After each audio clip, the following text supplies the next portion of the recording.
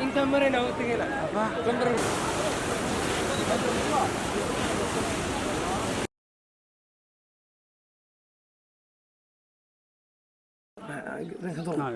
حق هذا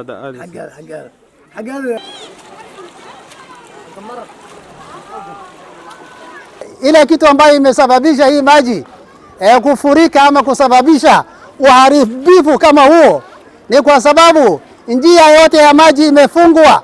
Njia yote ya maji ambayo ilikuwa inaelekeza maji yote kwa mto imefungwa. Wenye wamepoteza vioo, hata huenda ugonjwa mbaya kama kolera inaweza kutokea hapa, manake vioo yote vimeharibiwa na maji. Na pia nataka niwaeleze wazazi waangalie hali ya watoto yao.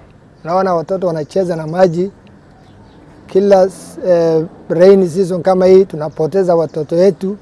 Saa hizi shule hakuna, imefungwa, ni likizo.